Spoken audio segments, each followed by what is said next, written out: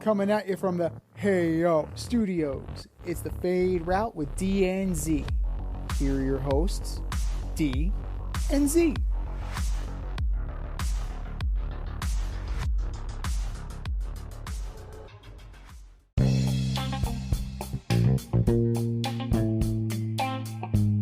Coming at you live from the Hey Yo Studios. It's the Fade Route with D and Z. I am Z. And we got a great show for you today. A Legends Home Run Derby? Maybe. The Process wants to process his way out of town? Possibly. And Steph Curry, Sabrina Ionescu, is this Bobby Riggs and Billie Jean King? Possibly. But we'll start briefly with a little quick hit of news. The Washington Commanders have a new owner. It's not Daniel Snyder anymore. He's off the schneid. Josh Harris is in town. The billionaire who owns the Sixers, who owns the Devils, now has another Infinity Stone in his gauntlet, purchasing the club for a little over $6 billion. Some minority owners, including Magic Johnson. So there's some big-time juice coming to the Beltway. And it's not without controversy because one Dan Snyder, we all know him, we all dislike him. He takes home that $6 billion minus about $60 million in fines for the investigation that the NFL conducted into the workplace. So, you know, we call that couch cushion money when we're dealing with billions. And good riddance to Mr. Snyder. You did nothing for the league. Congratulations. As far as where they go from here in the burgundy and gold, they're mulling another name change. So this could definitely usher back in the era of the Washington football team or something else. Rumors that FedEx Field might be eventually abandoned for a site on the on what used to be or what will no longer be RFK Stadium, bringing them actually back into DC from Landover, Maryland. So we'll see where these things go, but I think we should all have a parade today in honor of one Mr. Snyder's departure into international waters on his yacht as he goes elsewhere and leaves the NFL to the fans that appreciate the game. And here he is. I've known this guy since his days on Carousel Shoes, flight crew through and through, the last QB in St. John's history. What's up, D? How's it going, man? And good morning to you. Good morning. Good morning. I mean, listen, it's a happy day in Washington. Everybody celebrated. They had T-shirts made. They were at the bars. They were celebrating a new ever Washington football. It should be interesting. I don't think they're going to be that good this year, but you know, I feel like everybody in that organization is going to be on an audition this year. You know, you're going to be under a microscope because they're heading in a new direction. And honestly, Z, this is the best thing for the Commanders, and this is the best thing for any team that's endured years and years of struggling. Jets, you know, what you want to do is you need to start fresh. You need to get out of the loser mentality. That's what happens when you lose for so long, that you start to embrace losing and get happy over little victories and playoff appearances. It's like, no, man. We're here to win championships. We're not here to mess with cheerleaders. We're not here to do hard knocks. We're not here to be the news on the back page and the front page. We're here to win championships. I'm pretty sure they were messing with cheerleaders, and I think that was part of the reason there was $60 million. Yeah, well, that's what I'm trying to say. Like, you know, that's what happens. And you look at what happened with the Bills. They bring in new ownership. They start winning. They got a quarterback that cares about the community. You know, so I think initially this year is going to be a little tough for the Bills, but I think that, I mean, the tough for the Commanders, but I think moving forward, they are going to be a very happy franchise. They're probably going to get a new field, and they'll probably start competing again with the Ravens for fans. Well, what do you think of this? You hear, like, not to go across sports, but you hear, like, Steve Cohen, right? Executives don't want to go work for him. Do you find that Josh Harris needs to come in and, like, make that big splash move in the executive, like bring in a new GM? Does he need to clean house, or does he need to put his guys in? Because he has his fingers in multiple pies, right? He's got hockey, he's got basketball, now he's got football. Does he have to come in and kind of upset the apple cart and move this team drastically in a new direction? Or do you think he can kind of tread water with Ron Rivera and with Sam Howell and with the GM and just kind of like stabilize the organization? What route would you go if you were John Harris? So I mean, if I'm him, I'm cleaning house up to a certain extent. Like, I do like Ron Rivera because I think he's a great football mind and he knows how to coach defense. And I want to see what I can do with Sam Howell. And why? Because he's on a rookie deal. This is the time to win championships when your quarterback's on a rookie deal. I want to see what he can do, and I'm interested in that. But as far as everything else, GM, scouting, PR, marketing, everybody. And as soon as I come in, I'm having a meeting and I'm letting everybody know. Because I don't want you to stay here. Things are on the up and up, or things are bad, and you're sticking around. I'm coming in. I'm calling a meeting in the big auditorium, and I'm letting everybody know, guys. I want a fresh start. I want a fresh palette.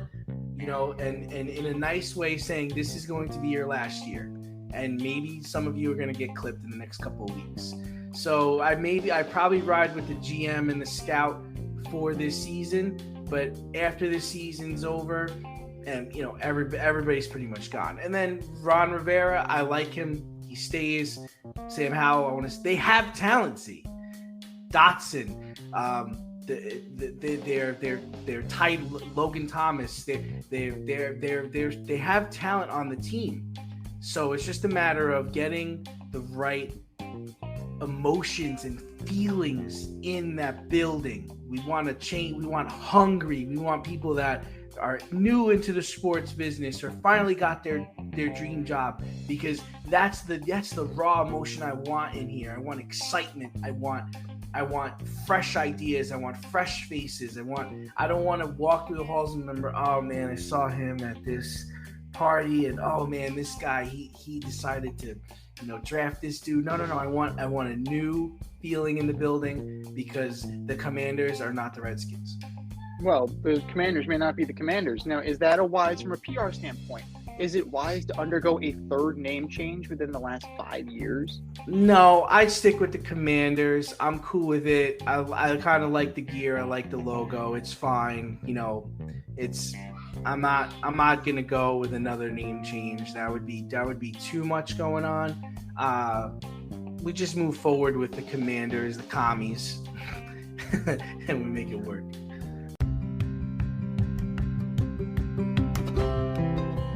Do you love brownies?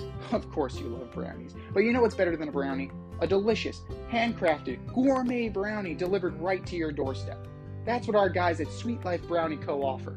Chef Tommy D and the crew offer a dozen delicious delights that you will crave, from the classic OB to Dutch apple to campfire s'mores and many more.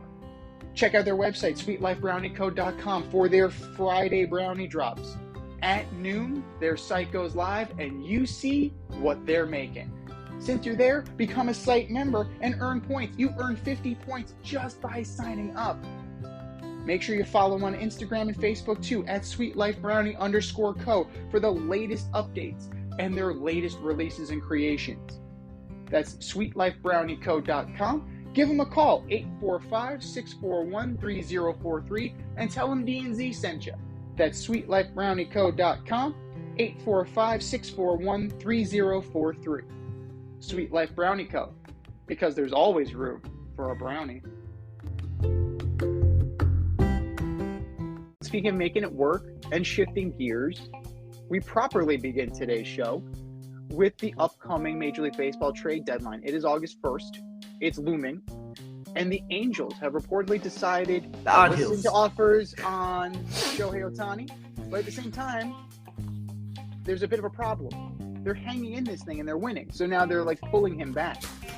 After a series sweep of the dead in the water Yankees, the Angels sit about a game over 500. Right? They're a game over 500, 4.5 games out of the wild card spot, and the Pirates are coming in for the weekend series. Started out hot, not so great. If you're Perry Manassian, are you buying or are you selling? Are you putting Ohtani out there or are you taking him back? No, Z, I'm sticking with the plan I said a couple of weeks ago, man. I am I'm selling, man. And I'm going to Ohtani and I'm saying, "Hey, man, I want you to win a championship this year.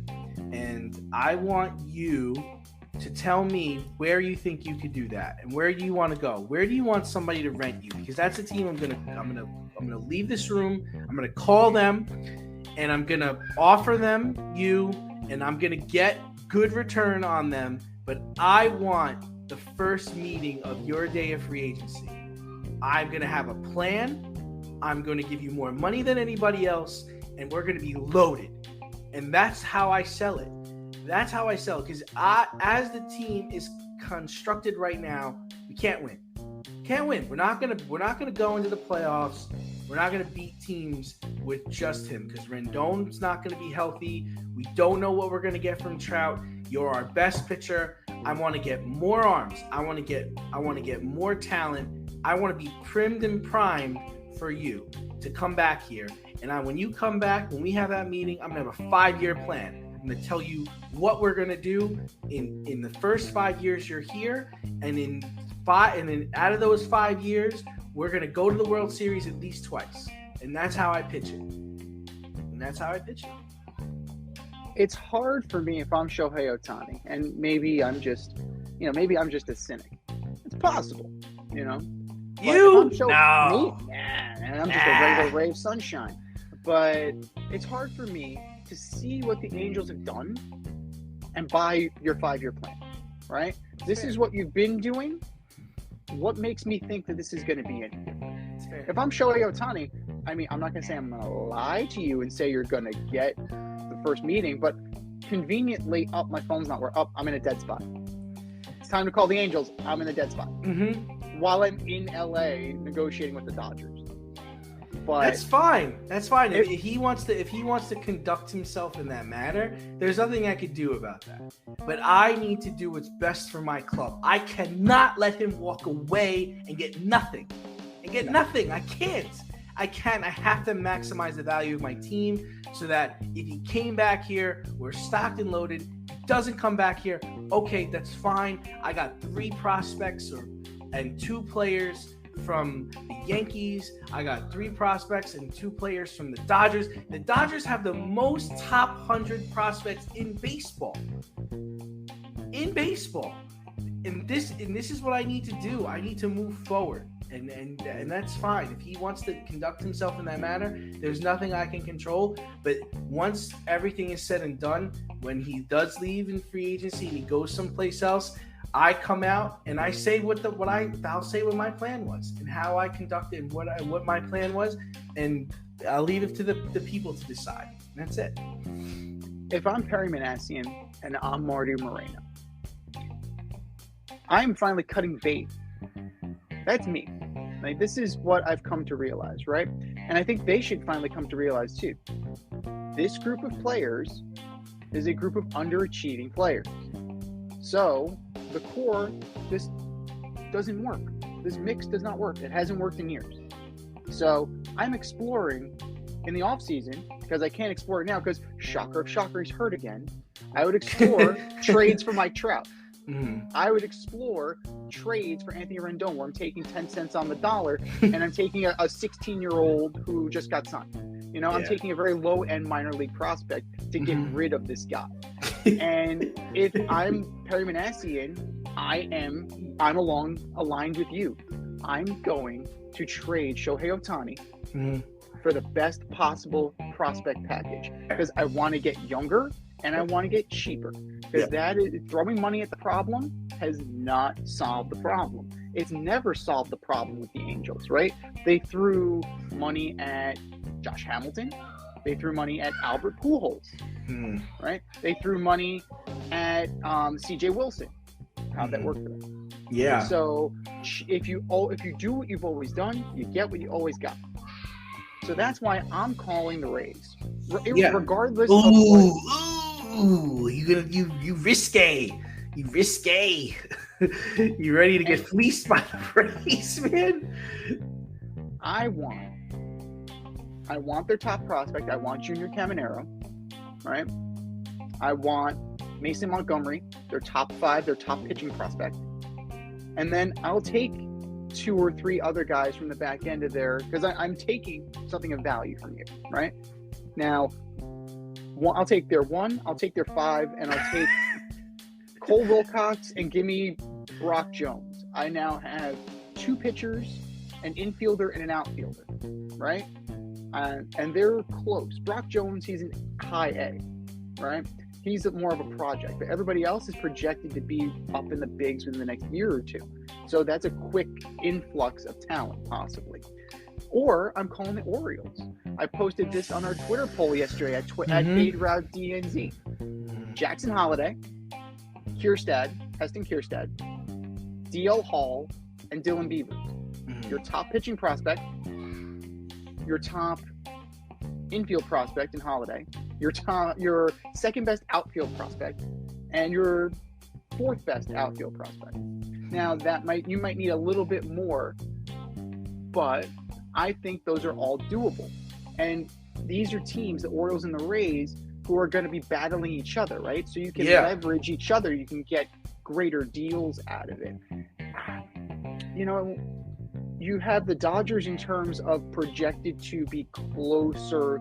You know, their prospects are projected to be closer. Like Michael Busch is projected to crack the big. Gavin Stone's already been here. Andy Page is.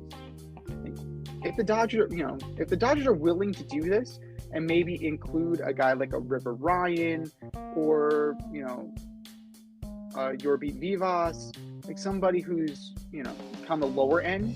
I mean, if you put together a bunch of lower ends and 1 or 2 high ends, you might be able to walk away with this thing. The Yankees, that's a story for another time, because they're dead in the water. They have their own problem. I wouldn't take anything from the Yankees.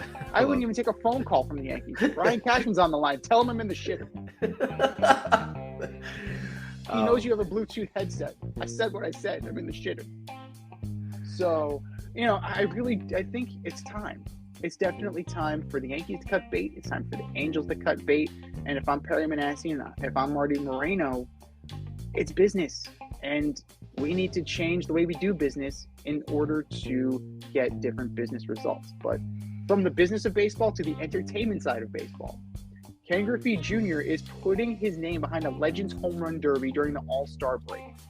And other former superstars are on board. Jim Thome is on board. Albert Pujols is on board. So if you were Rob Manfred and his infinite wisdom, how would you set this up, and who would be your inaugural participant? Yeah, so I like it. So this is how I'd set it up. I would go back to the 20 swings per round with the top guys moving on. I wouldn't allow more than 20 swings. I would bring in the fence about 100 feet, and you'd be awarded more points for balls that actually leave the park as opposed to balls that go over the short fence. The guys I want in this is I want to get a mix of retired players, older veterans that are currently playing, and fan favorites. But I will listen to whoever wants to come back, So, Pujols, Thome, Griffey. David Ortiz because he's a fan favorite. Frank Thomas because he's a legend of the game. Gary Sheffield, home run hitter. Miguel Cabrera, veteran. Could be fun to watch him with this group. Adrian Beltre. Nelson Cruz. Carlos Delgado. Vlad G Sr. And those are the top names that I would go for initially. You can't argue with any of those names. Adrian Beltre would be interesting just because he dropped to the knee. Like, that would definitely be a nice visual. I think Carlos Beltran too. I'd like him to come. I'd like him to come there too if he could still, if he would be interested. He's a guy that played on so many teams. Jeff Bagwell, I don't think he can hit home runs anymore. He's pretty shot from the steroids. So what do you think about a guy like? I mean, I'm gonna cut right to the chase. What do you think about would MLB invite Barry Bonds? Would they invite Mark McGwire? I'm not. The only person this I was on the fence with that when we were talking about this initially in the production meeting.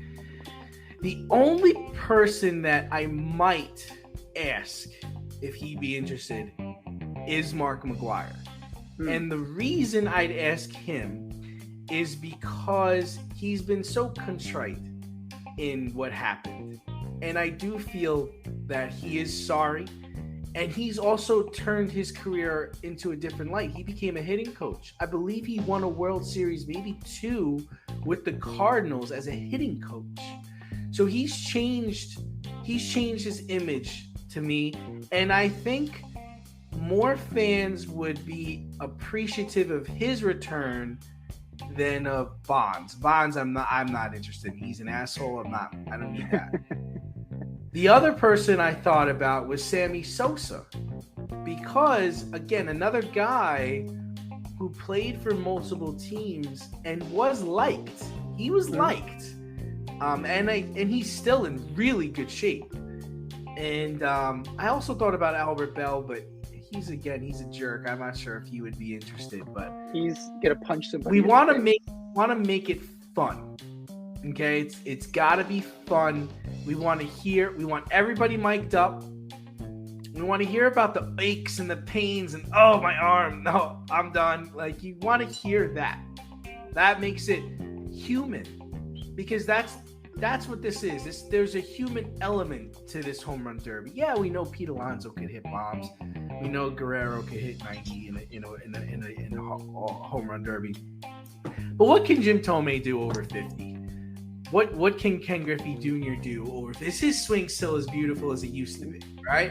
It's things like that. Like, we want to see the human element, and let's be real. The people who could afford these tickets are older people anyway, so they're gonna have a recollection of when this guy played and this guy played. The younger generation doesn't know. The younger generation doesn't care. So yeah, I'm in, and I'm also for older pitchers wanting to come back and do the tossing for these guys. So if a Greg Maddux wants to come back and throw the batting practice, I'm in for that too. If you guys want to come and let it be a Legends Day, let's enjoy who built this game up. If Maddux is doing it, then you know it's going to be right where you need it to be. Right, so right. Yeah. Right. It's like, that was the main problem with Pete Alonso, right? Everything where he wanted it, he was throwing sliders. His batting practice pitcher throwing him sliders. What the fuck are you doing, man? We got a clock. We got a timer here. You remember? Throw me a cookie. You should have, if you wanted cookies, you should have had Carrasco pitch to him. Yeah. But I'm thinking, I love your ideas. They're great ideas. I would put the softball fence up. Yeah. Right. Okay. And maybe even make it higher. Make it a little higher. And then I would have point system. You hit one over that fence, it's 1 point. You hit to the warning track, it's 2. Like, maybe put a secondary fence by the warning track. 100%. Yeah. So 1 point for over the softball fence, 2 points over the warning track fence, and then if you hit it out, 5 points. Oh, even like better. Yeah. That's a good idea. So I love it. Like, go full on rock and jock with this. Yeah. So make it a big deal. Wooden bats. I wouldn't do aluminum. I saw Gary Sheffield hitting tanks with aluminum bats. That seems like cheating. Gary Sheffield is very dangerous. Smoking a cigar, hitting tanks with an aluminum bat. Look out! Gary Sheffield will kill somebody. But you have a great selection. I would also open it up to former winners. So if you won the home run derby in the past, you can sign up. Yeah. No, but the one caveat is that you can't be an active player. So like Pete Alonso can't take on, the winner of this home run derby. But Justin Morneau's won a home run derby. Josh Hamilton won a home run derby. Tino Martinez won a home run derby. Yes. You have maybe that's the route you go. It's like you bring back all the guys who's ever won. That makes it. And who's the real home run champion? Something like that. You could definitely do that. I mean, you put some of those guys in with the personalities that you mentioned, and you left Manny Ramirez off. I know he's a steroid cheat, but I would still put Manny in because Manny's entertaining as hell. Like Manny's a clown. Like you need some personality. Problem is he left on really bad terms though, and he was not contrite. He didn't feel bad for anything he did. That's the only problem with him. He cheated. And he left. Remember, he left on a really bad, sour note with the league. That's the only problem I have with him. And I don't know how he's not loved like David Ortiz was loved. Like even some Yankee fans like David Ortiz. I mean, nobody likes Manny. They like David. They Ortiz remember because Manny. Alex Rodriguez.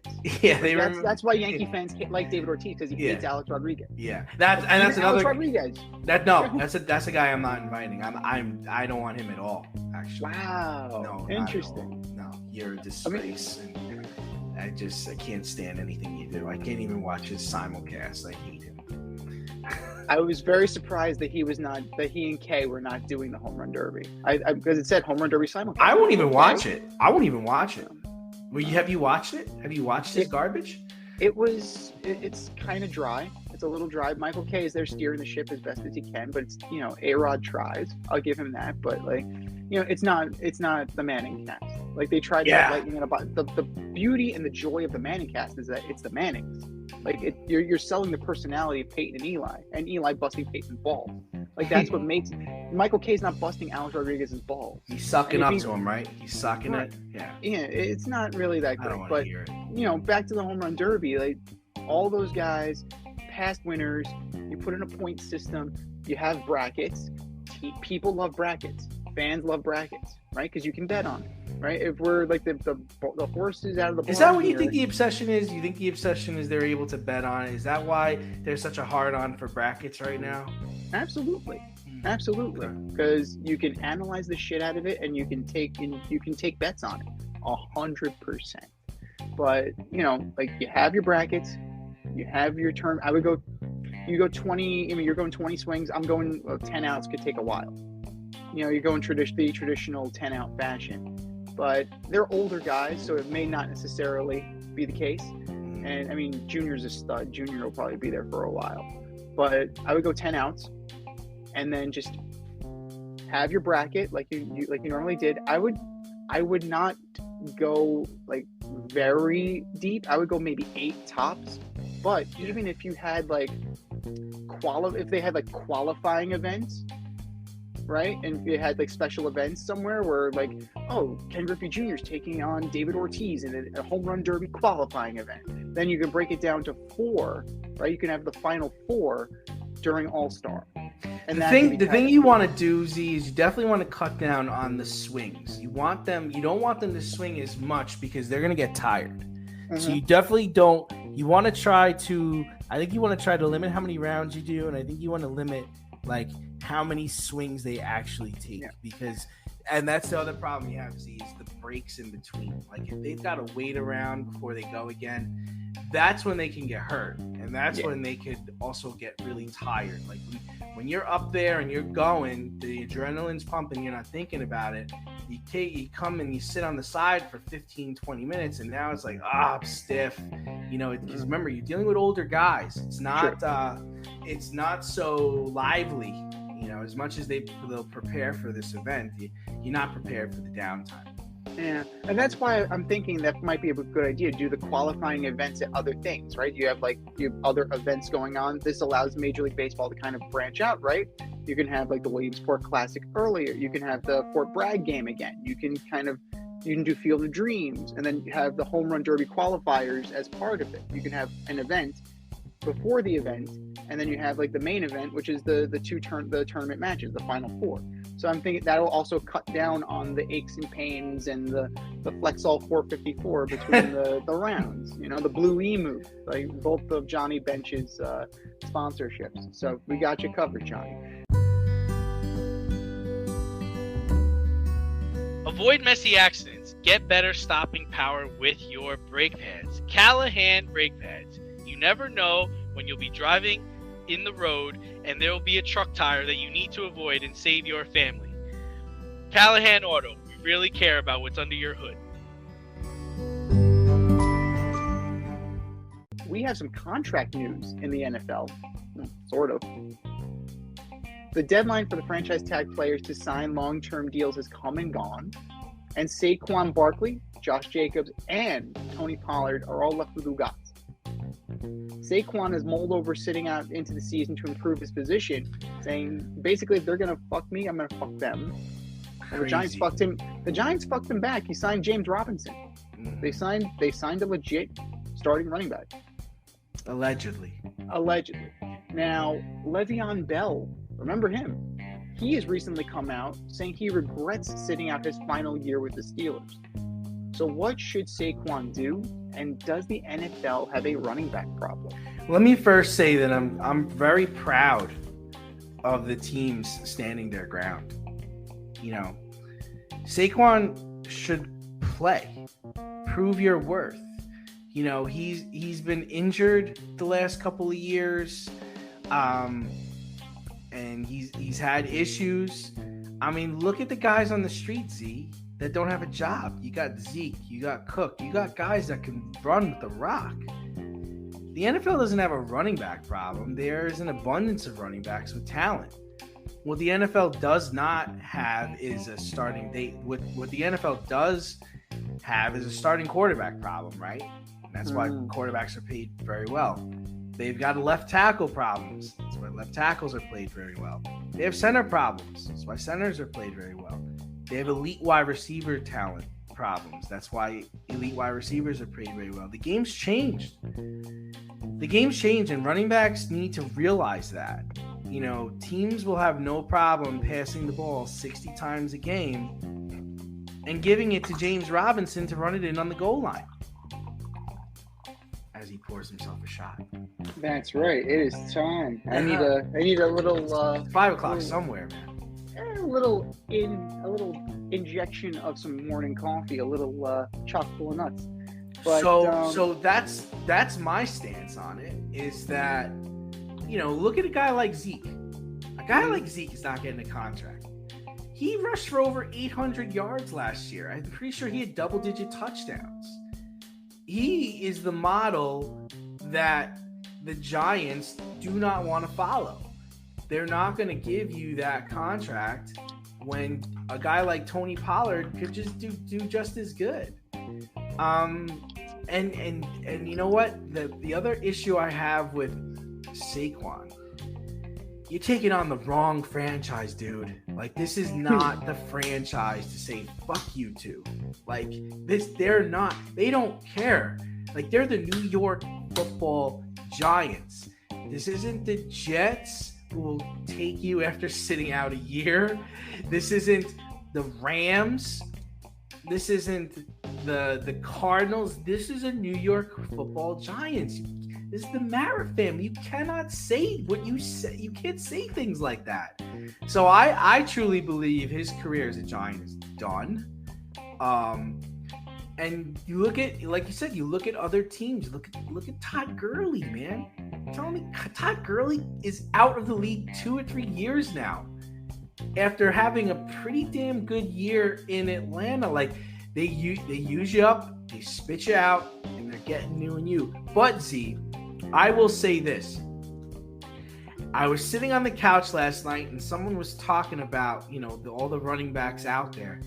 Man, if I'm the Cardinals, I'm going to sign Cook and Zeke Elliott right now, and we're going to go for it. We're going to run the ball every single play. I'm going to give them all the money they want.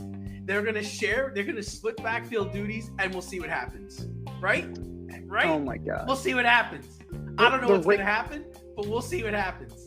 I don't understand how the Baltimore Ravens aren't getting. They got Melvin Gordon. I like Melvin Gordon, though. I know you.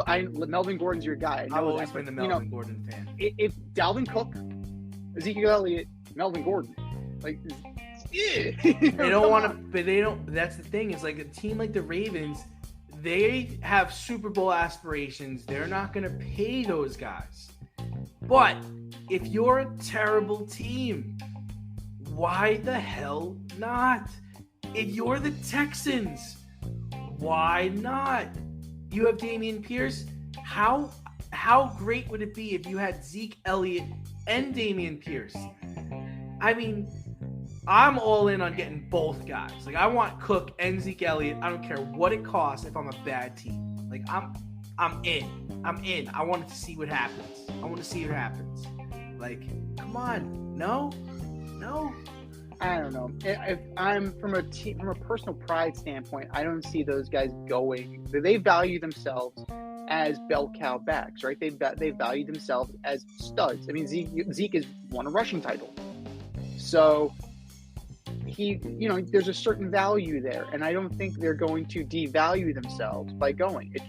Money cures everything, as we know, but that's also the problem. The franchise tag for running backs is $10 million.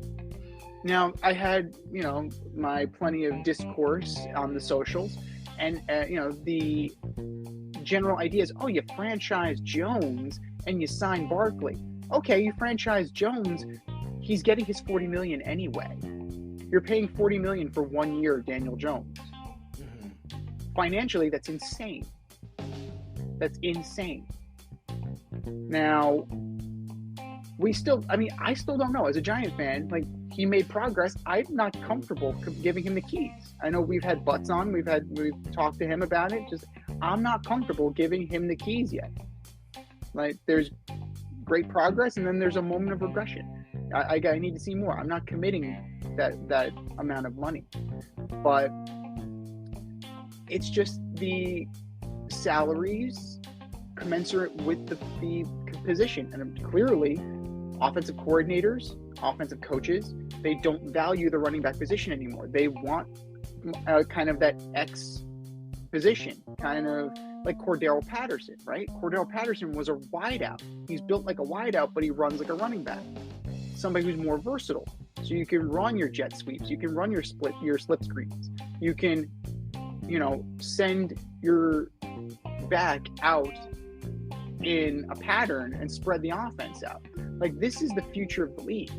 Now, I've heard, and I tend to agree with this idea that, a guy like Kyle Shanahan, like somebody who is more offensively open-minded and is willing to use guys in different ways, look how he used Christian McCaffrey last year. He lined him up in a Swiss Army knife kind of role. If Zeke, if Cook, if Saquon are, skilled enough and willing to get into that role, then make it happen, guys. Because the traditional, between the tackles running is what shortened careers. Between the tackles running has been devalued because its emphasis on the play action pass, jet sweep, RPO, it's just changed. And you kind of need to go with the times on that. But as far as the holdout, I don't think he's going to hold out that long. I really don't think Saquon's going to be out that long. Possibly, if he does go into the season, week 2 or 3. And I don't know necessarily if it's from the place that the Giants are 0-2 or 0-3 and are desperate for him to come back. Like, I don't think so. Because, at the end of the day, like, this is the ultimate team sport, and you're screwing over your guys. Yeah. Like, the longer this goes... What gets me is his attitude towards it, too. Like, he's coming on the radio and on podcasts like he's Emmitt Smith. Like, oh, watch, you'll see how important I am. You'll see how vital I am to the team. The Cowboys won the Super Bowl, dude. Like, what are you talking about? Like, when in the history of this game has it worked out other than in the Emmitt Smith situation? You're not Emmitt Smith. And then eventually Emmitt Smith moved on to the Cardinals. Like, you're not, like, if you're doing this, you're drawing your line in the sand, right? It's very difficult to go back into that locker room saying, you're my brother, you're my brother, you're my brother, where it's, fuck you. Like, that's, you can't have fuck you in the organization. It's a very big gamble for a team that we thought was going to underachieve last year and wound up playing very well. They're well coached. So if they come out and they're 3-0 or 4-0, that makes you look bad, dude. It does, but it also, makes you wonder, like, would the Giants explore trading his rights during the trade deadline, before the trade deadline? So a team could come along, like, say the Chiefs, right? Pacheco, McKinnon, Clyde Edwards-Helaire, not exactly the bastion of health, right? So, like, but they got Kadarius Toney, buddy. Oh, Kadarius Toney, buddy. Yeah, and they're very excited about him. I'm hearing good things. I'm hearing good things about him in camp. Get ready for one a big catch, season 5 yards. One catch, 5 yards. Yes, I know of Mr. Toney. I know of his oeuvre. So, 1 catch, 5 yards, buddy. Step outside of your safe area and make a statement without saying much with FCK Clout Lifestyle Apparel. Embrace the colorful chaos and stay emotionally regulated in their hoodies, snapbacks, graphic tees, accessories, and more. Season 3 merch is up now. Get it while you can. Go to fckclout.com and get all of your needs from men and women. That's fckclout.com. From the gridiron to the hardwood, Joel Embiid is in the news this week, making his career aspirations known. According to an interview with Maverick Carter, the process has his sights set on an NBA title, either with the Sixers or elsewhere. With the situation in Philly deteriorating as it is, how real is the possibility that Embiid moves on from Philly? See, this is the culture of the NBA now. The culture of the NBA is, I'm not happy. I want to win a title. Trade me. I want to go somewhere where I could win. Yada yada yada. That's the culture of the NBA now, and it's terrible. I don't see him as being moved. As I don't think it's very likely. The one thing I will say about Daryl Morey is he knows how to build competitive NBA teams. Morey's looking for top-level talent for Harden, and I don't quite understand why Harden doesn't want to stay in Philly and compete for a title with Embiid. Does that seem odd to you, Z? It seems a little odd. It definitely seems a little odd, but here's the... I feel like the window is closing for Harden, and it would be best for both players to team up for a title together. Embiid is super talented. I just always get worried about how much he falls to the ground and falls to the floor. I think the chance for a Shaq-like trade, right? For for him to go from Orlando to LA. I don't think anything of that grandeur is on the spectrum right now for Embiid. But you've seen players ask to be traded, beg to be traded, and then it happens. But I can't see Daryl Morey trading this piece.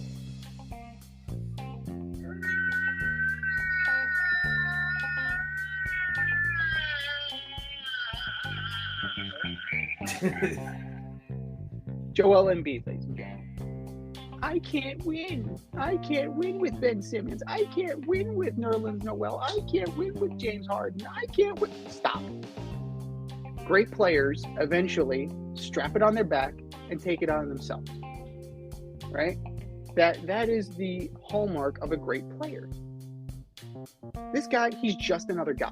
Great. He won an MVP. That's fine. That's great. You need to be able, if this is your team, if you're the leader of this team, then lead.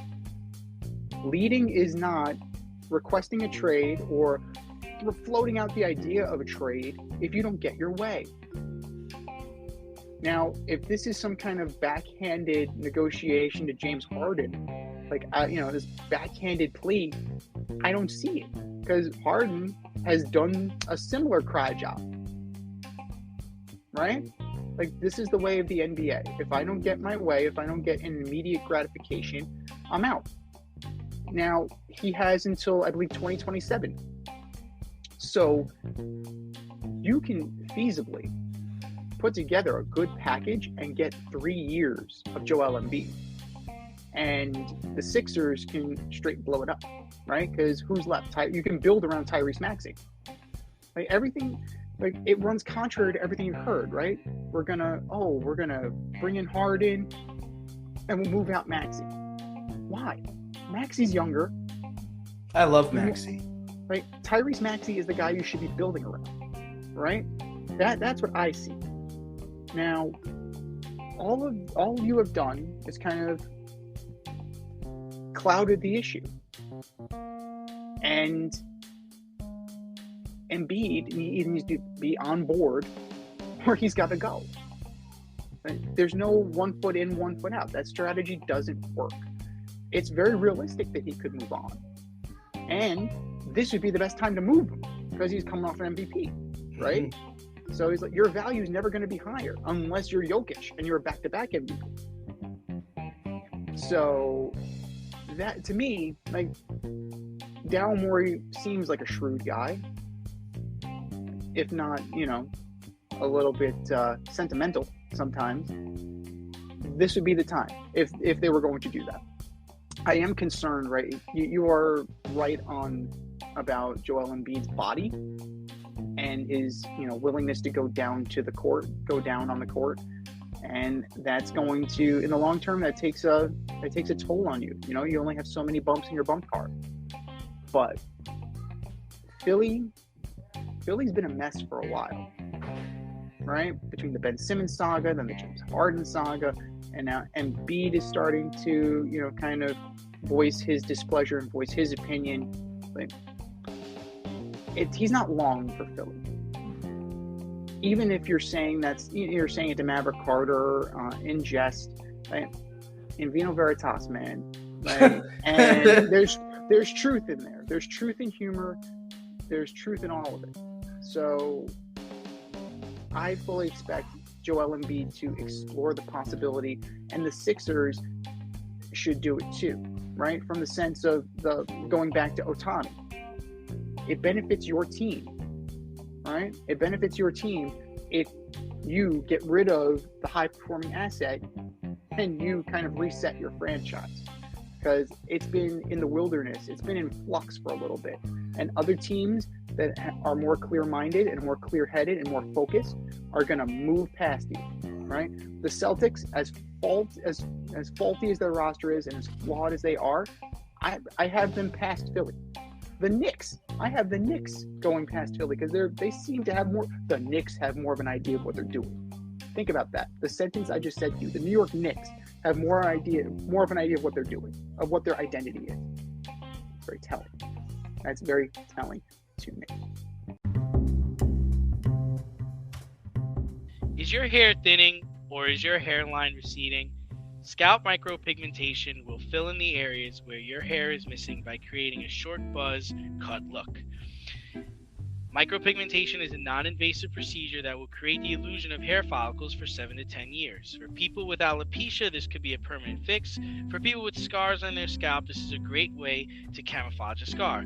Don't lose confidence or feel like you need to wear a hat wherever you go. Marquez Studio is located in the Bronx and is open for all your scalp micropigmentation needs. Consultations are free and appointments can be made any day of the week. Get your hairline back with scalp micropigmentation. The techs at Marquez Studio have over 30 years of hair cutting experience and can assist you with all of your questions. Call to schedule a consultation today, 646-221-8728. You can also visit them on Instagram at Bronx Marquez to see their gallery and view all their satisfied customers. Again, that is Marquez Studio, located in the Bronx, New York, 646-221-8728. Speaking of identity, moving to the soccer pitch, there's a new identity in the MLS. Lionel Messi was officially introduced as a member of Inter Miami on Sunday, and he played his first match last night against Cruz Azul. The Argentine superstar leads the championship grandeur of PSG for last place squad. And it's in a league that, for better or worse, is looked down upon by many around the world. Now, Messi did score a goal on the free kick in extra time, and many of his critics are saying it was scripted. Oh, go fly a kite on that. So, what can Messi, what can Inter Miami, and what can the MLS expect from this move? Well, I think MLS can expect a rise in attendance everywhere he goes. I mean, I have honestly considered going to a game in the tri-state area when he comes to town. I think he can expect to dominate, like Zlatan, like Beckham, Rooney, and also, as you saw last night, he comes into the game and look at that beautiful kick right to the back of the net. I'm not sure about the soccer community in Miami. So I think initially it's going to be great for the team. It's a spectacle, but I think it'll eventually fade. I'm not sure if it has sustaining power. Miami's not that, as despite what people think, Miami's not that great of a sports town. People don't go to Marlins games. People don't go to Dolphins games. Miami, they go to the games when Miami's good, and they also leave early. So, I don't know what the Miami impact will be, but I think initially he's definitely going to raise attendance around MLS. So for the MLS, you can expect a rise in ticket prices. Yeah. Oh, for sure. Okay. On the secondary market, one of my fiance's friends, her husband sold his Red Bull Miami tickets for about $1,000 a ticket. So there you go. Right, that's all you need to know. Right? You're making secondary market ticket pricing very rich. Now, naturally, clubs will want to raise their prices because the quality of star that you're seeing is going to be higher. Most likely starting next year, obviously, because you're not going to do in-season ticket hikes. Like that would be like very scummy.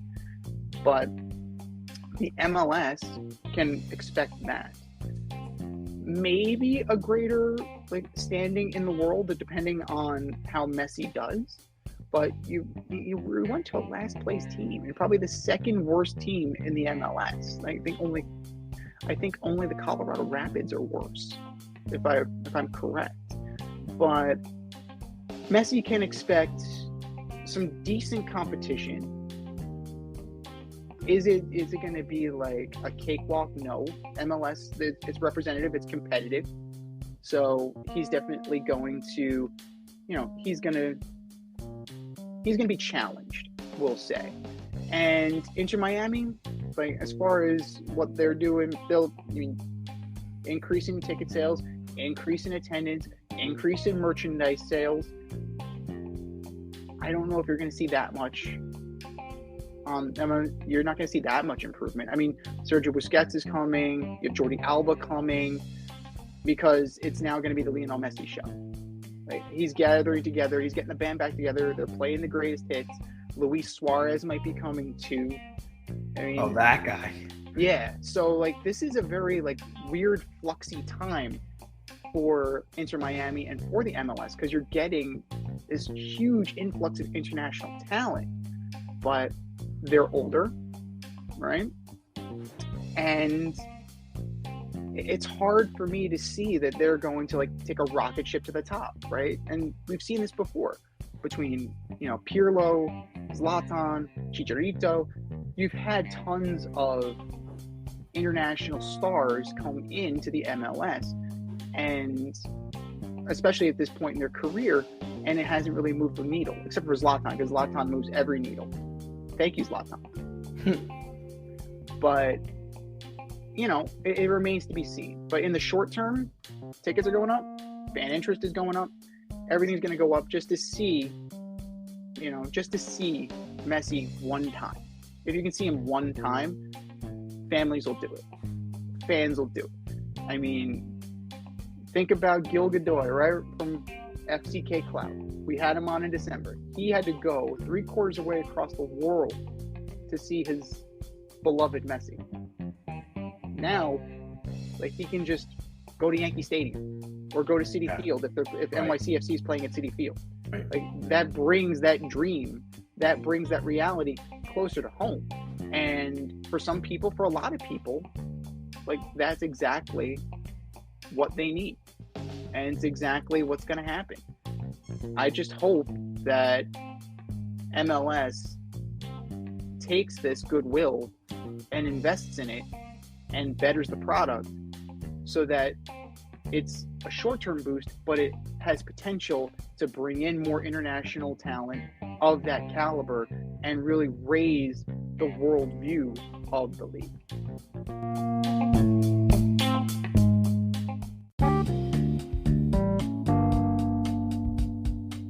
Want to get on the action, we want to hear from you. Hit us up, faderoutemail@gmail.com. Slide in our DMs on IG at FadeRoutePodcast. Drop us a DM on Twitter at FadeRouteDNZ. Comment on our YouTube channel, The Fade Route with DNZ. Questions, comments, picks, segment suggestions, you name it, we want to hear from you. Get at us, in crowd.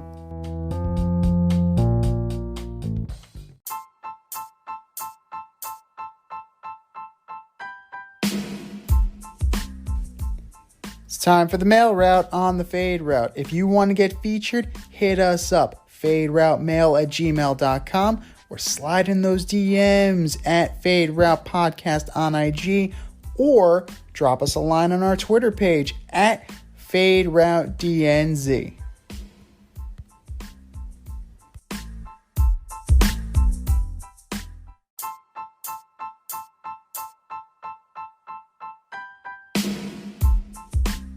All right, boys and girls, we have a full mailbox for you today. And if you want your email featured on this show, hit us up, faderoutemail@gmail.com, or slide in those DMs on IG at FadeRoutePodcast, or drop us a line on Twitter at FadeRouteDNZ. We start today with Neil from Huntington Beach, California. Welcome, Neil. Carlos Alcaraz toppled Novak Djokovic to claim his first Wimbledon crown. Is this the next great rivalry in men's tennis? I think so. I think Alcaraz is a star. He's athletic. He gets down, but he's never out. He's young, and he can play on all the surfaces. He just beat arguably the best player in the world, and Alcaraz's worst surface is grass. So I think we can expect to see this as good competition for the next couple of years. I agree with that, and I do like that. It's kind of like Revis Island, right? Like you're gonna for crying out loud, this fucking guy. Carlos is gonna take you to Alcatraz. Oh, come on, this Revis Island garbage. I agree, though. I think that it's going to be a good rivalry. Dude won one Super Bowl, and he was playing zone most of that year. Everybody likes to show the videos of him shutting down AJ Green and Randy Moss, but how about the times Randy Moss blew him up for over 100 yards? Nobody plays those videos. This fucking guy. Silent. All right, you good? Take a breath. All right. Give this guy the key to the city. Dude didn't even win here. He doesn't even go here. Oh my God. That's true. He doesn't. But he's in the Ring of Honor. Oh, no, I'm not going to do that either. Oh, Jesus. Where's D. Milner now? Oh my God. Milner Island. That guy. Oh my God. Oh, D. Milner. They better win this year, dude. They better win this year. They better win. Oh my God. Quentin Copels is next. Vernon Golston. That guy. But to go back to the tennis, Alcaraz is 20 years old, so he's got plenty of time. And he looked great against Joker. And Joker did not look he did not look slow. He didn't look like he lost a step. He is a great deal older than Alcaraz, but they can hold their own. It was a punch counter punch situation, and I think that going forward, at least in the short term, because Father Time catches us all, for the next 2 or 3 years, I think that Alcaraz and Djokovic are going to be strong rivals, and they play each other very well. The one time that Joker got the best of Alcaraz was dealing with cramps. So it wasn't, you can put an asterisk next to that one. So you have an injured opponent, you should win. If you lose to an injured opponent, that reflects more on you. If you're Novak Djokovic. But Alcaraz is smooth, he's got the power, he's got the skill. And I think that we are in for a treat for a long time. And my eyes in particular, US Open is right around the corner, right? The whole issue that Djokovic had with the vaccine and with the medical, I don't think that's going to happen this year. So Djokovic should be in line to play. He should be welcome to play. Now, what's going to happen? Who knows? It's the US Open. But I'm more interested to see this showdown, and I'm interested to see if Alcaraz can do it again. Email number 2 comes from Tony with an I in Minneapolis, Minnesota. Hey guys, bigger Steph Curry story: his win at the American Century Classic Golf Tournament or his 3-point challenge to Sabrina Ionescu? I mean, listen, I guess I'm going with the golf tournament because playing against Curry in any shooting competition is like playing against Klay Thompson or Larry Bird. I'm just not taking any chance with that. I believe Sabrina missed like 3 shots, right? I'm not interested in that. I've seen Curry make 10 I've seen him shoot 3-pointers for 10 minutes straight and not miss any. So I don't think there's anything on the line there. I don't think we're gaining anything by that. So it's not the Bobby Riggs, Billie Jean King that I was joking about before? No. No.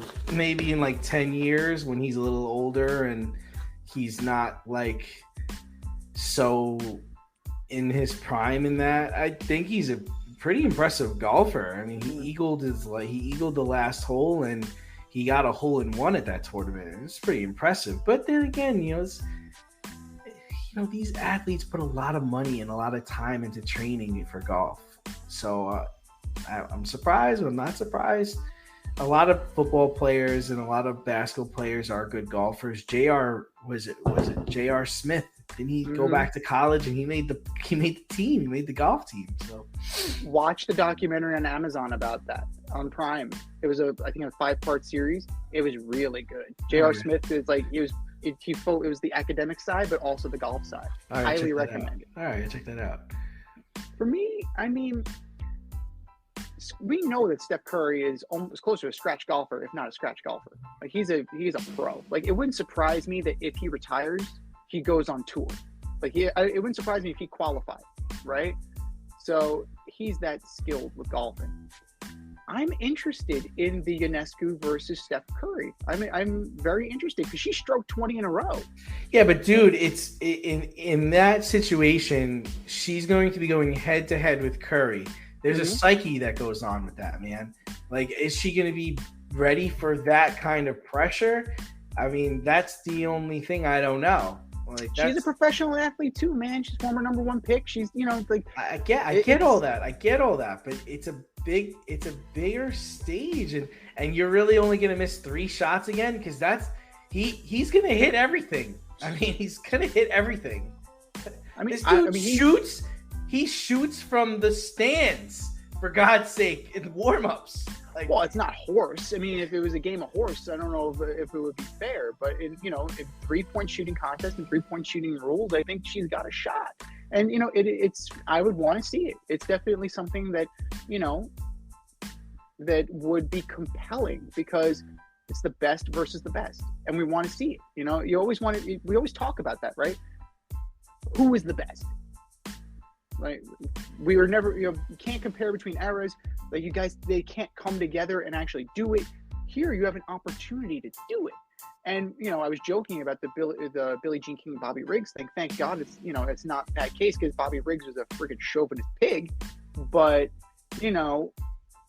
it's the subtext. There's a story there that I think would be interesting. Curry winning a tournament, he's very skilled. He can go on. He can qualify for the tour. He can go. What's interesting to me about the golf tournament was the fan interaction with Marty Fish that ultimately caused, the yelling in between the swing because the guy allegedly had a bet on it. We'll get to him later, an alleged superstar. Awesome. But that is very telling to me. Sorry, it's really funny. No, it's ridiculous. It's back to what we were talking about betting. But, I expect Steph Curry to be good at golf because I've seen Steph Curry be good at golf. I want to see what he can do against Sabrina Ionescu, and I want to see what Sabrina Ionescu can do against Steph Curry. Email number 3 comes from Jeremy in El Paso, Texas. Welcome, Jeremy. The Netflix documentary Quarterback got renewed for a second season. If you were producing the show, what 3 quarterbacks would you choose for the show? Yeah, so I want Zach Wilson, Baker Mayfield, and Kyler Murray. That's what I want. I want to see the struggles of mediocre to bad. That's what I want to see. I don't want to see the people at the top of their game. What fun is that? We've seen the talented and successful quarterbacks behind the scenes. I want to know what it's like for Zach Wilson to have gone from being drafted in number 2 overall, having his jersey all over the Jets shop, to now can't find his jersey anywhere. We're all asking Aaron Rodgers what's going on. I want to know what's going on with Zach Wilson. I want to know how he feels after he makes a terrible throw or makes a terrible decision or drops. I want to know what Baker Mayfield's doing. I want to see how he's handling being a Buck or wherever he's going to play in 2 years. I want to see Kyler Murray. I want to see how he's handling no DeAndre Hopkins, or if he's contemplating playing baseball. I want to see how good he is at video games. I hope there's a whole half hour where we just watch him play video games. That's what I'm interested in. I'm not interested in the good players. I want to see how the terrible players do. I mean, that's fair, because you did get a fair share of it with Marcus Mariota and Kirk Cousins. So I like Kirk Cousins. I'm not going to give him a hard time. I think he's a good person. I think he's a good person. I think he's a good family man. I think he's a good player. He's good. He's not great. He's good. I think he's good. Dude, Kirk Cousins on that show was such an egotistical shit. Oh, I haven't seen it. I've only seen first episode. Don't spoil it for me. I'm not gonna spoil it for you. Watch the whole thing. I came out hating Kirk Cousins, and I had huge respect for Marcus Mariota. That's the other. That's the kind of player I want. Like, that's interesting to me. I'm interested in seeing what Marcus is going through because he's had a tough go. That's what I want to see. I don't want to see people at the top of their game. It's lame. It's fucking garbage. No, I'm 100% with you. Well, the Mahomes, actually, we had an idea of what Patrick Mahomes was about. Like, I got a really good idea of what Patrick Mahomes is as a person, of who he is as a person. And I came out watching him. I came out with way more respect for him. Yeah. And, like, really genuinely liking him. Yeah. Genuinely liking Marcus Mariota. And, like, I've trashed Marcus Mariota as a player, but as a person, like, I've come to really like Marcus Mariota. I just like that he's going to be backing up Jalen Hurts in Philly, but whatever. But Kirk Cousins, I found him personally unlikable. Why do you dislike him being the backup in Philly? I think it's a great spot for him. That's who he is. It's a great spot for him. I'd prefer if he was a Giant. Oh. Yeah. Not from a standpoint of I get him that. As a person. Yeah, I get that. No, that's who he is. Mm-hmm. He's a backup, and that's okay. That's okay. Yeah. We can't all be starters. That's true. He's a backup, and he's a very good backup, and there's nothing wrong with that. I like the way the Raiders used him a couple years ago. I think that's his bread and butter. Goal line packages. He just, after taking a couple of hits, it wears him down. And it messes with his decision making. But fantastic athlete, good person, and good player. Good player. Yeah. It's a good player. Good character. Very good character. Completely. Amazing character. Like, you really come out of the show liking Marcus Mariota. But I mean, my fiance came up with 3 good ones. I mean, 4. It would be 4, but he's hurt. Brock Purdy. I would definitely like to see how he recovers from year 1 or year 2. Unfortunately, he's hurt. Like, so we're gonna actually, that would be cool from a rehab process. So you have you have Brock Purdy on, like, you show the clips from last year, and then you go through the physical therapy and the rehab.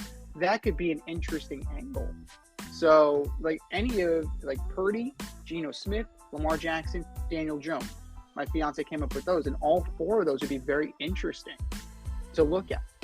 Like for me, I want to see Jalen Hurts because you just lost a Super Bowl, right? You just lost the fucking Super Bowl. How do you recover from that? And for the 3rd time, the Eagles lost the Super Bowl, and how do you recover from that? I just wanted to say the Eagles lost the Super Bowl, but right? It's the mental side of it. Like physically, Jalen Hurts has all the tools. How do you recover from that mentally? I love Geno Smith. That's a great one, right? Dude went from a backup to now like a budding star. No, like he's how going do to you be in the Jets Ring of Honor soon.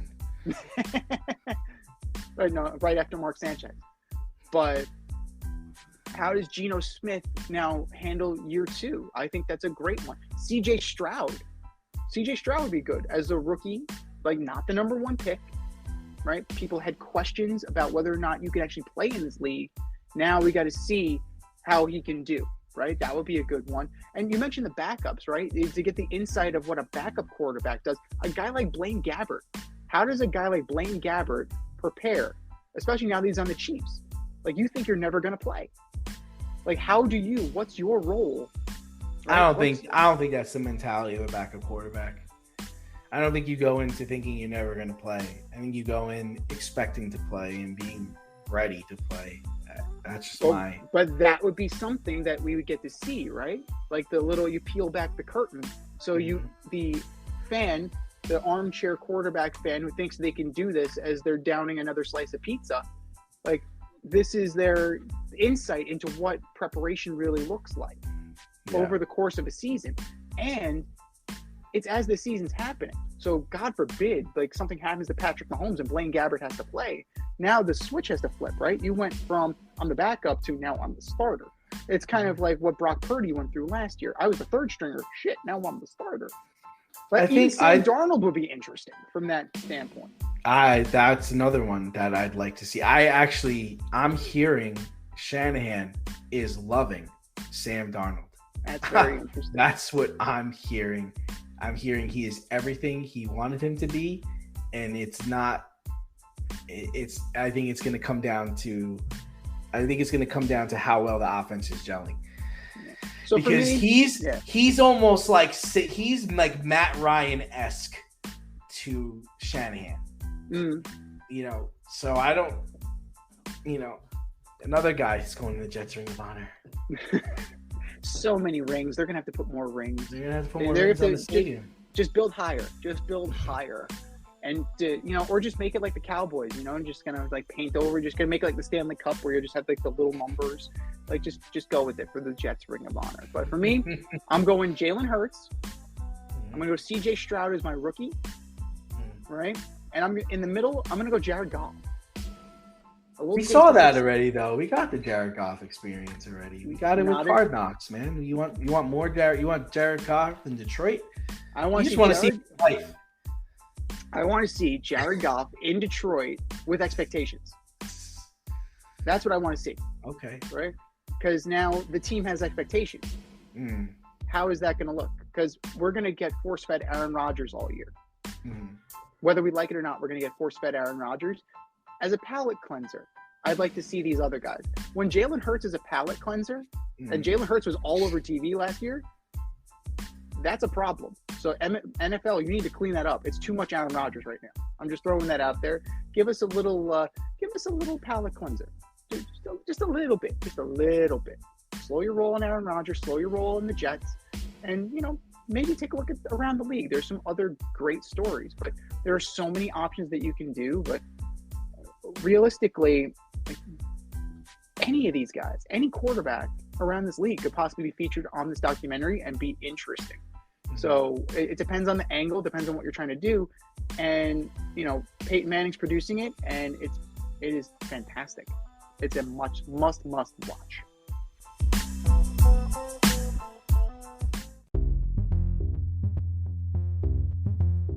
Are you in need of air care maintenance or service? I have the company for you. Air Care Technicians. They service the Westchester and Northern Bronx area and can help you with all your heating and cooling, maintenance, and service needs. Just give them a call at 914-315-5555 914-315-1547. Again, that's 914-315-1547. Or shoot them an email at aircaretechnicians@gmail.com. These guys are the real deal, as they are veteran-owned, licensed, and insured. Make sure to tell them that D&Z sent you.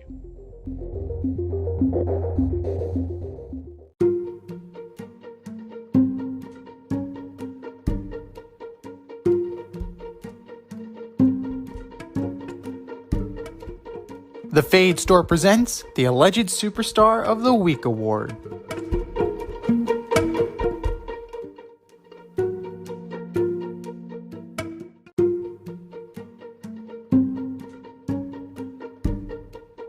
All right, boys and girls, you know what time it is. It's time for the Alleged Superstar of the Week. We put up a poll on our Twitter account at FadeRouteDNZ, and you vote, and you vote, and you vote, and you vote. And the winner of the vote gets a shout out on this here show and the Coveted Ass Trophy. And do you know who took home the Coveted Ass Trophy last week, D? I don't.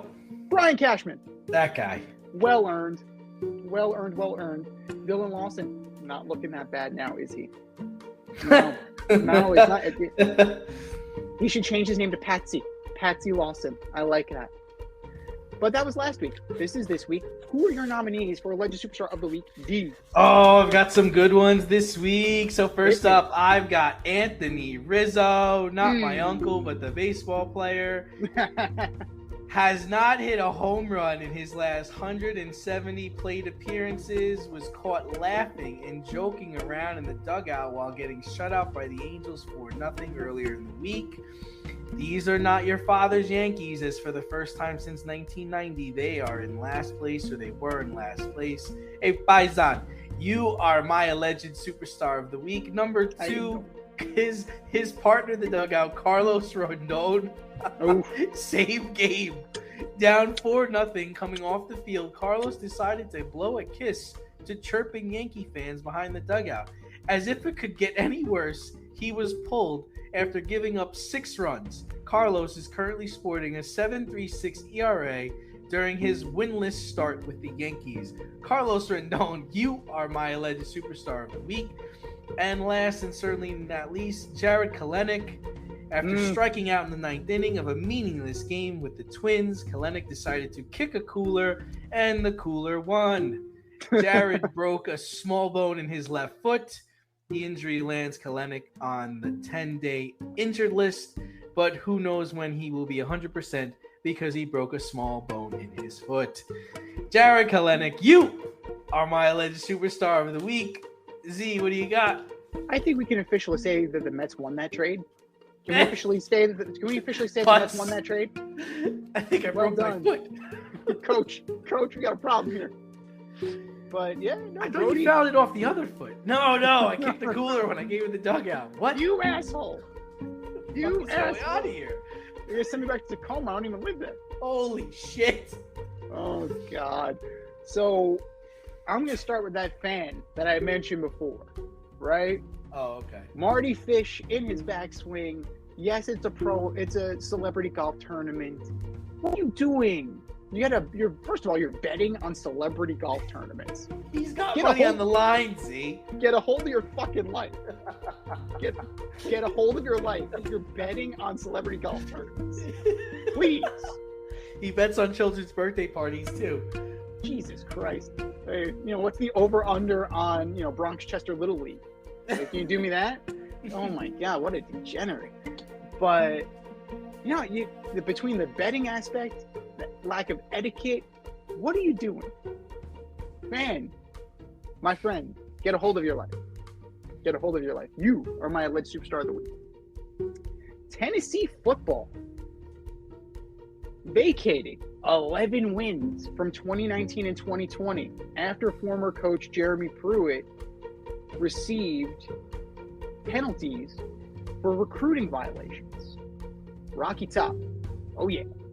Rocky Top indeed. Tennessee football. You are my Alleged Superstar of the Week. And last but not least, FIFA. Ticket sales not going well for this Women's World Cup. Hopefully it's improving as we go through the tournament, which started already, but they're papering the tournament. This is the biggest tournament in women's soccer and they're having to paper the stands to get them full. This sounds like a promotional problem because women's soccer is pretty damn good. This sounds like a you problem, FIFA. You need to do a better job of promoting this game and not just the U.S. team. There are plenty of other players around the world that fans want to see, right? So stop giving us the American stars. Give us some other people too. FIFA, you are my alleged superstar of the week. I think we've said our piece. Go to our Twitter account at FadeRouteDNZ and vote, and vote, and vote, and vote. And for our nominees.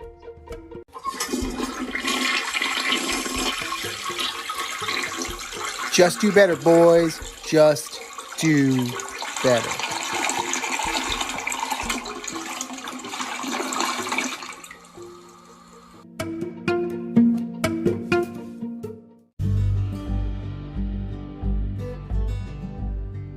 For all the grill masters, green thumbers, home repair heroes, and DIY aficionados in the Richmond, Virginia area, if you're looking for a personal service, quality products, and a convenient shopping experience, look no further than Thacker Ace Hardware in Colonial Heights, Virginia. Owner Don Rackley and his team of local experts have everything you need to tackle all of your home projects.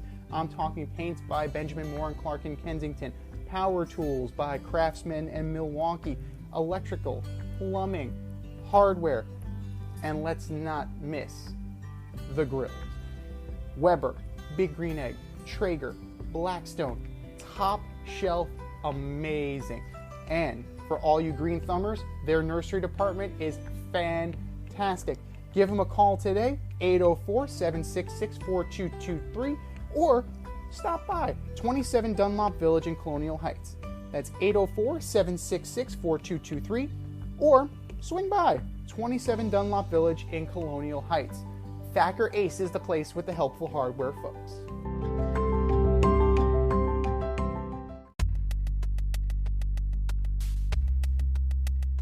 Order up!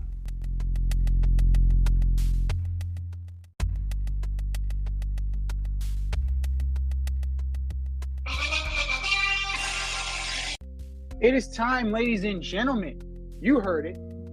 It is our NFL division by division breakdown. It is time for us to order up. Order up, order up. And we are starting with the division of the champs, the AFC West. From 4 to 1. What you got, dude? All right, so I'm going to start with the Raiders. I think it all goes downhill, man. I think Jimmy G gets hurt. Jacobs gets hurt. Adams refuses to play. McDaniel gets fired, and they finish in last. I think that's where they're going. Number 3, I've got Denver. I don't believe in Russ. I think he fails early. Stidham comes in and plays well, and they compete for second. But I think Sean Payton's there for the long haul, not the short haul. He may have been there to try to fix Russ, but I think ultimately they'll be taking a quarterback in the first round of the draft. And number 2, I've got the Chargers. This team will go as far as their coach lets them. We all know he makes very poor decisions. Herbert and company are loaded with talent. And number 1, I'm not going to make the mistake I made last year. I'm going with Kansas City. I'm not betting against them. We saw Pat Mahomes hit another level after his injury last season. To be the man, you got to beat the man. So right now, he's the man. They're the champs. Kansas City number 1. I can't woo in the Patrick Mahomes voice because that would really be gravelly. So woo, woo, exactly. Woo, 180, woo. That's a great play call. That's a great play call, Pat. For me, 4th place, I'm going Denver. Sorry, Coach Westhoff. It's not there yet. Javonte Williams, I'm concerned about his health. Receivers are decent. Tight ends, leaves a lot to be desired, even with our boy Chris Manhertz. A good special teams guy. We'll see. But this boils down to the quarterback. can Russ cook in Sean Payton's offense? I'm not sold. I'm not sold at all. Denver's in last for me. Number 3, this may surprise you a little bit. I'm going to say it's very close. It's a very, very close 3. I mean, fighting for second place all year. But I'm going to go with the Raiders. Barely. I think that there's going to be a little bit now that Carr is out, Jimmy's in, you have a little bit more continuity with the New England system. The question is health. Can they protect Jimmy G? That's the question. Because if Jacobs gets into camp, if he's going to be there, he's a stud. You have Adams, Jacoby Myers, Hunter Renfrow, Austin Hooper at tight end, right? They lost Darren Waller, they brought in Austin Hooper. The talent is there. On defense, you have plenty of guys. You have Crosby, you have Tillery, you have Chandler Jones. This boils down to Jimmy and his health. And I think Jimmy will stay healthy this year to make a run at second place. Second place, it's the Chargers. And I'm not confident in second place because of 2 people. Kellen Moore, right? Das Wunderkind. What has he ever done? Like Dak Prescott, I'm not impressed by what Dak Prescott did under Kellen Moore. It's very His offense is Doesn't do anything for me. Right. And I don't know if Justin Herbert's going to improve under Kellen Moore. Mm-hmm. And then Brandon Staley. How is he gonna fuck this up? Plain and simple. Right. How is Brandon Staley going to fuck this up? At least 3 losses this year are going to be on Staley. I think we should petition this. Colossal coaching mishaps, colossal coaching blunders should now forever be called Staley's. Colossal coaching fuck-ups should forever be known as Staley's. Just because of this guy. The talent is there. You've got to get out of your own way. And they'll barely clear the Raiders. I'm not sure about a playoff spot. They'll barely clear the Raiders this year. And number 1, the reigning, defending, undisputed champion, Kansas City Chiefs. How can you go against this team after what they did last year? The infrastructure is still there. Coach Reed is still there. Patrick Mahomes is still there. Travis Kelce's still there. Unfortunately, Kadarius Toney's still running his mouth. But still there. It's all about Kansas City in the West. This has been the Fade Route with D and Z. Thanks for tuning in. Catch our podcast usually on Wednesday nights on iTunes, Spotify, iHeartRadio, wherever you listen to your podcast. So until next time, stay faded, everyone. Time for us to run the go route, but we'll talk to you next week. Thanks for listening to this episode of our podcast. If you like what you heard and want to hear more, be sure to like and subscribe on your favorite podcast platform. Rate us 5 stars, leave us a review, turn on subscription notifications, and tell your friends. Spread the word, spread it wide.